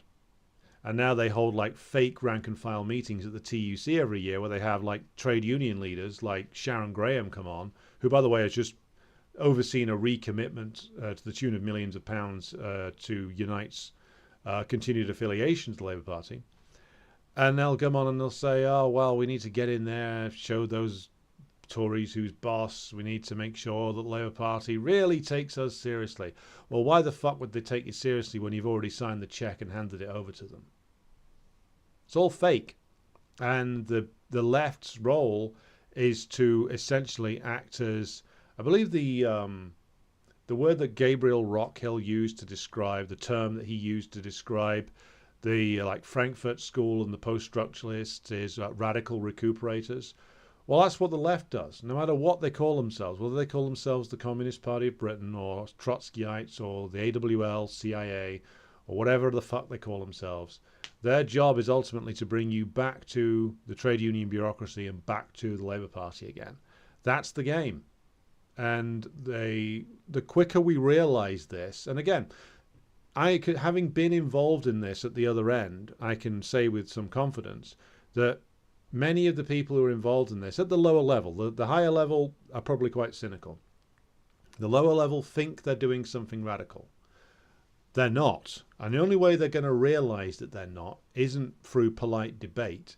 It's through what Lenin used to do, which is rigorous critique of these people's positions to the point where you destroy them, in a theoretical sense, but also when they see that the working class is organized outside of them and around them and beyond them. That's the only thing that's going to knock this thing down. Again, two things. A relentless critique through the tools that Marxist-Leninism gives to us, and building working class movements that exist beyond the parasitic sphere of leftism in the imperialist countries. Right.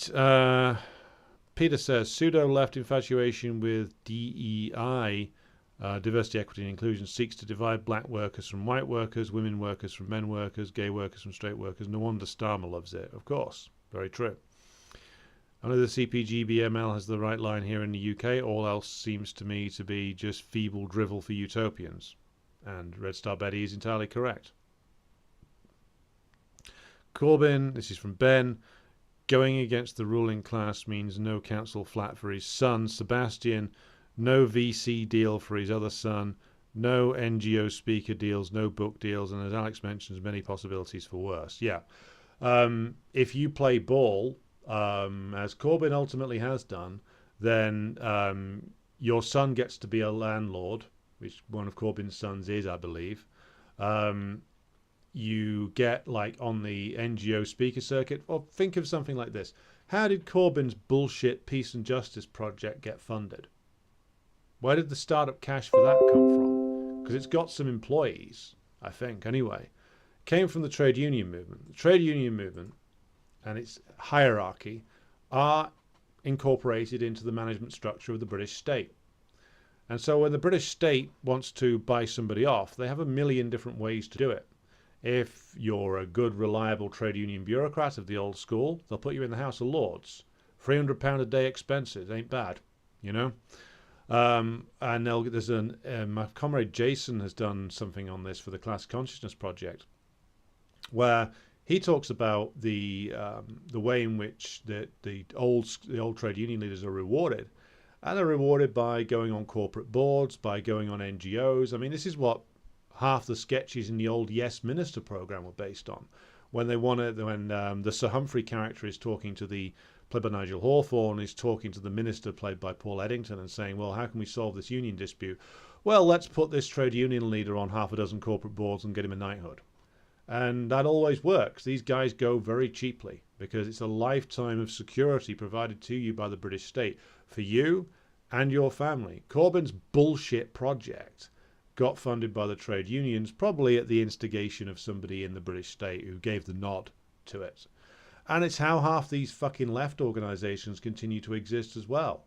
Like, getting money out of the trade union movement is a big way for these organisations to sustain themselves.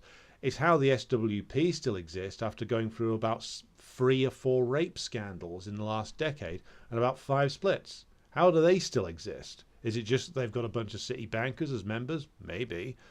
Or is it that they managed to chisel money out of the trade union movement for their shit front group organisations that, again, nobody goes to? So it's a money laundering scheme, these front organisations. And so how do they get the money for that? Well, the trade union movement approves it. Why does the trade union movement approve it? Because the leaders of the trade union movement know very well that having these Trotskyite idiots running around out there will be useful for them at certain points and ultimately useful for the British state. And so how do they get that money? Well, I think ultimately that money comes to them as something which, at the very least, the British state approves of the gifts that are showered upon their pet Trotskyites. Right, Movie Maker Joe. The fact of Russia as the biggest economy in Europe and the West fighting against China and its developed collective ownership of banks, will these material effects have an important impact? Well, they already are. There's, the changes in Africa right now are a reflection of that. the fact that they thought that they could kill the Russian economy, and they were 20 years out of date in their calculations, shows that things have changed, and things will continue to change. This stuff is already having a huge impact. So I've been talking for quite a long time about that, so I'm going to move on to the next question. Where are we? Right, how to approach 15-minute city protests. 2 this weekend in Orpington and Enfield. Those are areas in London, I believe. Seems a mix of carbon tax, austerity and control. Which aspect to focus on? Must we take a clear position against net zero? And that's from Ben, who's in the chat tonight. These are interesting questions. I mean, I think Americans who are watching, if you want to chime in, if you've heard of the 15-minute city idea. Essentially, this is another stupid idea that's out of a think tank, and it comes from it's combined with like greenwashing shit to say that, like, well, we can have more eco-friendly cities if everybody's basically constricted to a 15-minute zone around their like home or workplace. It's completely ridiculous. It's the kind of thing that like petty bourgeois Greens get obsessed with. The ULEZ thing, which is the ultra low emission zone, is this brainchild of, well, not the mayor of London, he doesn't have a brain, but whatever the think tank was who drew this up for him. It's an extension essentially of the congestion charge, which is a tax essentially that was levied upon car drivers who wanted to go into London by the Labour mayor of London, Ken Livingstone.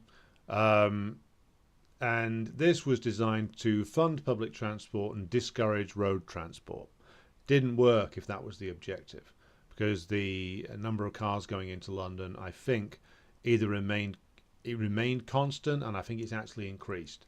Because, well, for whatever reason, there's so many people who travel to London for work purposes every day that it's just not feasible for them to all get on public transport, the way public transport is structured at the moment. Because I used to have to travel to London fairly regularly for work when I was a trade union representative. And, like, it costs a fucking bomb if you want to travel there on a regular basis. Like, unless you've got that covered by your work, it's going to, like, rinse you for cash. So does car journeys. So do car journeys, by the way. But, of course, some people make the decision that, well, if I'm going to get rinsed for cash, then at least I will have a car to do it in. At least if I'm in a traffic jam, I'm sat in comfort, relative comfort, on the M25. I'm not stuck on a train with 100 other people in it. And ultimately, it's an asset that I at least sort of own. That's maybe some of the thinking that's going on there. And the public transport system getting into London, even though it is better than the rest of the country, it's still a city. If you look at the size of London, it's still something which is gigantic in comparison to the rest of the cities in Britain, still to this day. So it's a very difficult city to get into and out of, either driving or on public transport. And a lot of people do still drive into it. Things like the congestion charge were and are very unpopular with workers. And in Manchester, the working class voted overwhelmingly against one 15 years ago. And I think that communists should be against it, because this isn't a tax that's going to hit the ruling class at all. They won't even notice it. They'll bill it to expenses. But it's essentially congestion charges and ultra low emission zones are tax raids on the working class and the middle class and the petty bourgeoisie, to be fair, that are essentially designed to hit them and to essentially fund the local government apparatus. It's not going to do anything to actually improve public transport. Fundamentally, public transport, the way it's structured in Britain, is essentially a giant black hole where money just gets poured in and shareholder payments get pumped out the other end. And the way in which this has been rebelled against, the ultra low emission zones, of course, it's sort of dominated by libertarian types, by people who got radicalized by the COVID lockdowns and then continued from there. I think, yeah, it's essentially, I would say that it's a tax raid on working people, on the working class especially, And for that reason, communists should oppose it. It's also tied up with a lot of bullshit around like the climate change narrative and stuff like that. I mean, the whole net zero idea. I mean, my God, this. I mean, I think we're going to have to do at least one live stream just on the climate change narrative, because it keeps coming up, and it's come up in the Telegram group again. And I ended up having to bin somebody off for acting like a twat over it. And it's because it's the same way. The argument always goes in the same way, and leftists cannot accept arguments against the climate change narrative quite a lot of the time. What happens is they come in and say, "Oh my God, you're against you don't believe in climate change, or you don't believe in this aspect of it, or whatever." And somebody, usually my comrade Ben, actually responds and says, "Well, okay, this is why it's a narrative. This is why it's a narrative that's useful to the ruling class. Here's some evidence that contradicts the doom-monger narrative." And there's other things as well to say about the utility that the ruling class finds in the climate change narrative in terms of using it to try and restrict the development of these African nations we've been talking about by trying to deny them the opportunity to develop their own industrial base and saying that, oh, no, you need to remain in poverty because that's green. And if you can't see the game that's being played with that, and a lot of leftists just refuse to see it, and when you cite evidence, they say, oh, no, that's right-wing or that's corporate-sponsored. And they'll bring up a study from like the World Wildlife Fund or Greenpeace, which are also corporate-sponsored. They're as corporate-sponsored as anything that is sponsored by the fossil fuels industry. And by the way, the fossil fuels industry is playing both sides of this game. They're funding a lot of the green shit that gets cited, and they're investing in a lot of green tech, whilst continuing, of course, their very profitable investments in oil and gas. So this is a device. This is a piece of ruling class propaganda. And yeah, I think we do have to take a clear stand against it. We have to deconstruct it and show why it's been developed, how many times the climate doom-mongering crew have been wrong over global cooling in the 70s, over various other things and ecological scares that have taken place since then.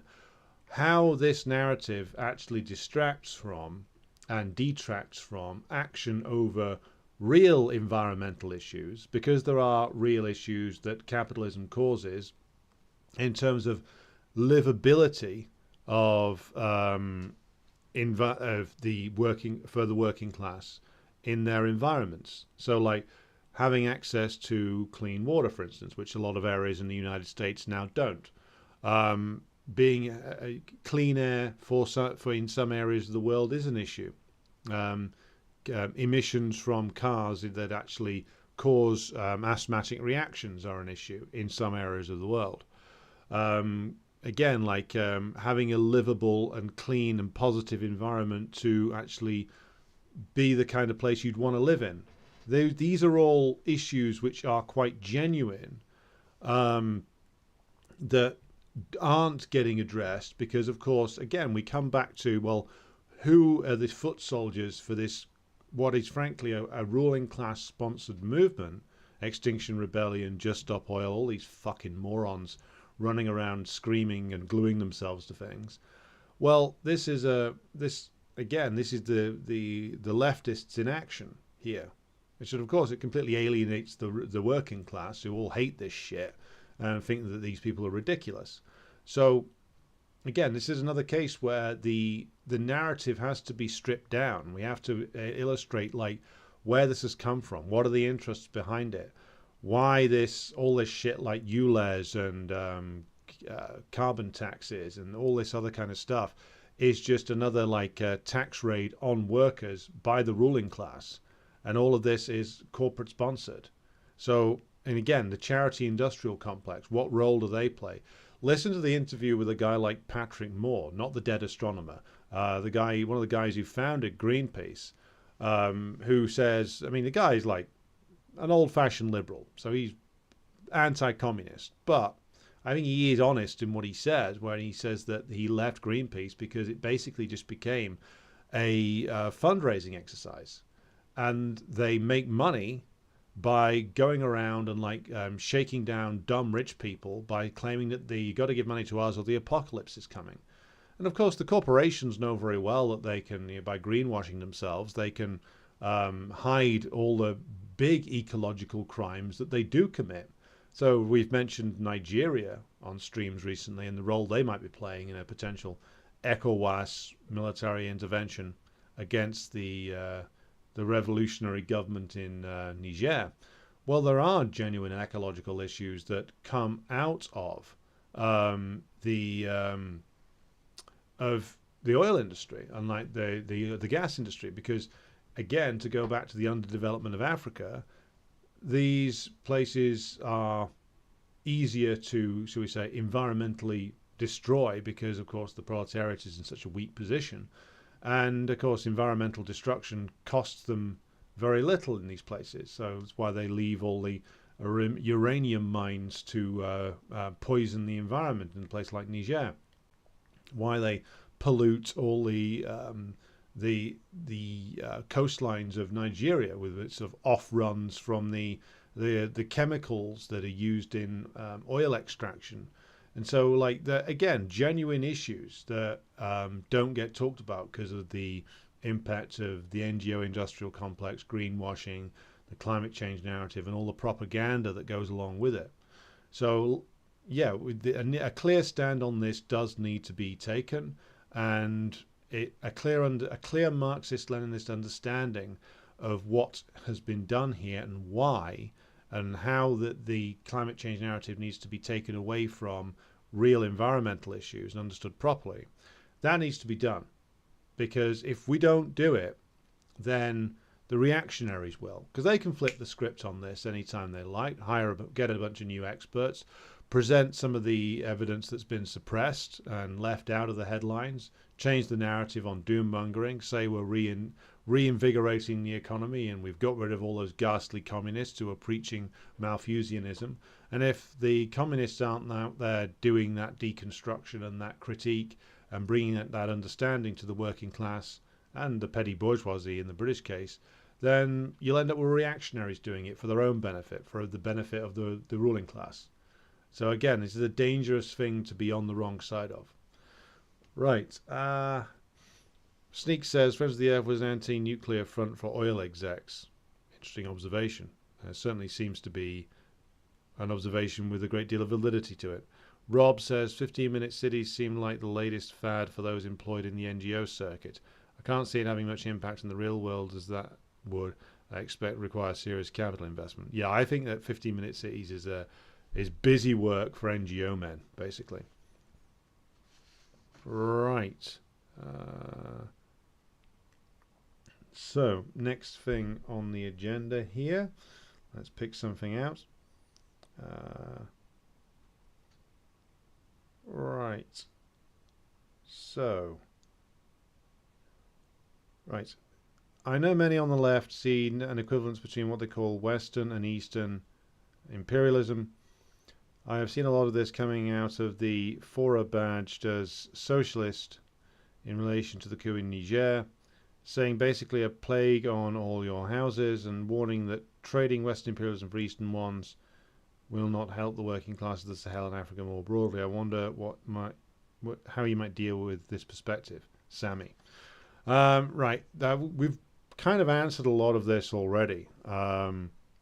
The first thing to say is that this idea that the Russians and the Chinese are imperialist powers is wrong, for all the reasons that we've gone into before. But to reiterate, again, you see so-called Marxists talking about Chinese and Russian imperialism, and it's it's insane, because again, if these people claim to be Marxists, then they are surely aware of how Lenin defined imperialism as being a system which is based on countries becoming overwhelmingly dependent upon the export of capital rather than commodities, and the system being built around that. And that's the case in the United States, it's the case in Britain, it's now the case with the French, with Italy, Spain, Portugal, and Germany. Germany becoming more and more an exporter of capital rather than goods.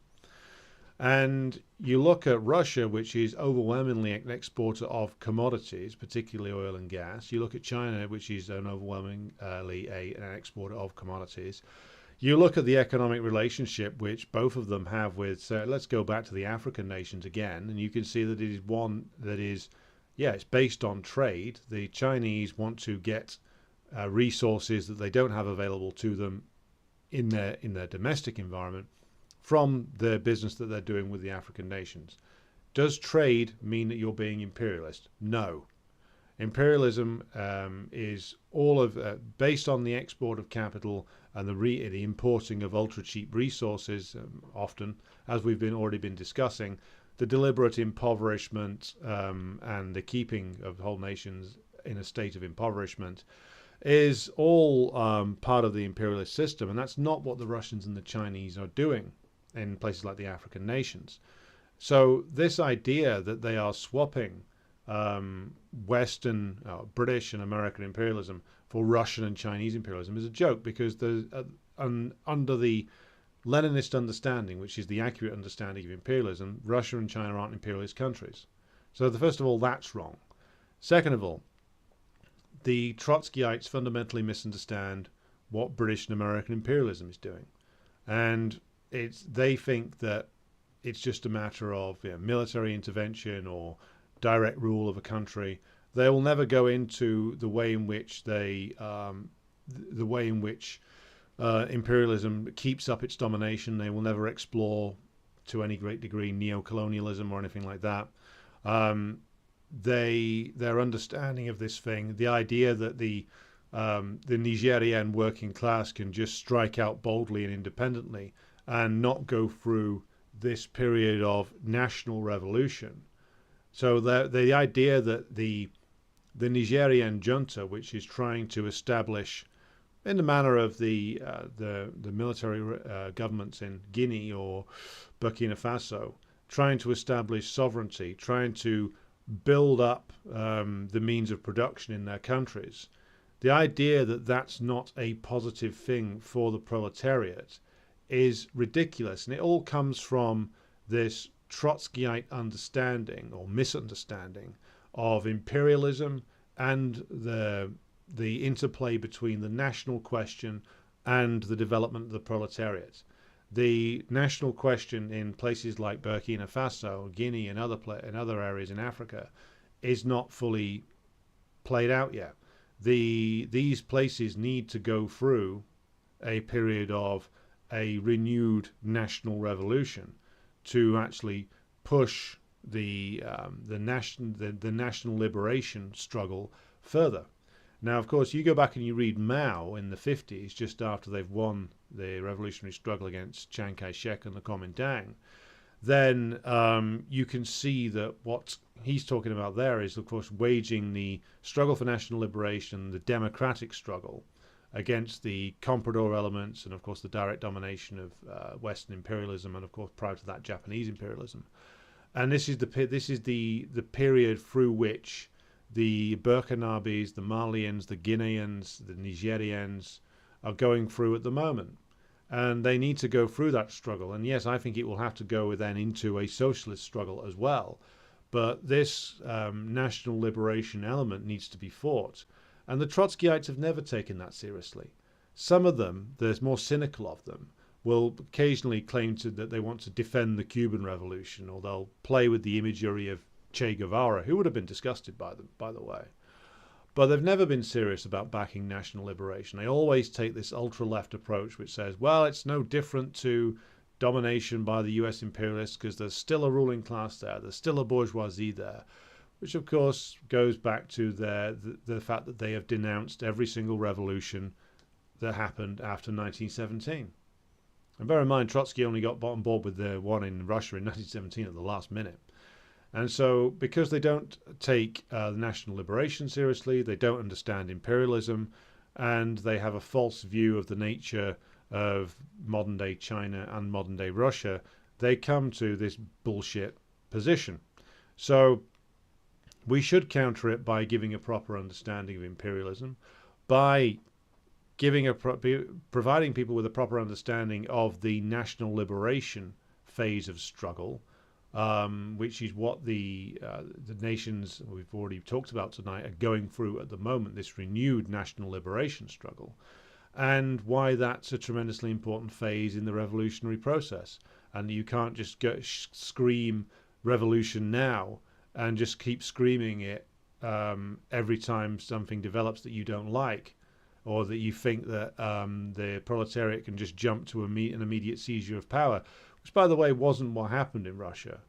You had a period of attempted bourgeois democratic revolution from 1905 through to, in various different phases, 1914, and you had a renewed period of it from February to October 1917, and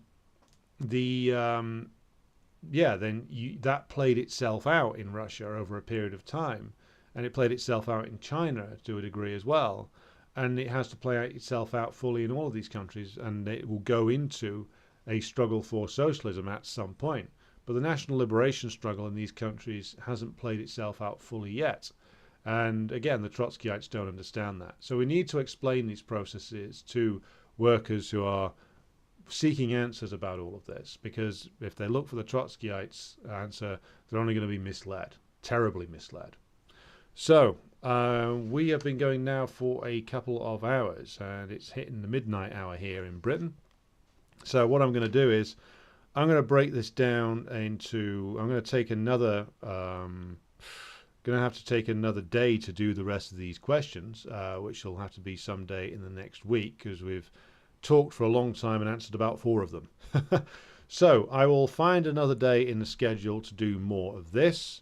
Thank you for all the questions. I'll just catch up with the last few comments. Tusker says, would love to hear a whole climate change episode from you. So tired of these leftists and degrowth. Okay, well, challenge accepted. To be advertised as to when that's going to be. So I'm going to bring it to a close tonight. I will catch up again with these on another night. Sneaks, I don't know if I've got your email because the email program isn't open in front of me. But if I've got it, I will respond to you with a holding email. Right, and thank you to everybody who has tuned in tonight. Thank you to everybody who's contributed to the discussion. And the stream will be back on Monday, where we're going to be talking about the work of Mr. Steven Seagal in Above the Law from 1987. Thank you to everybody for tuning in, and I'll be back with you again tomorrow.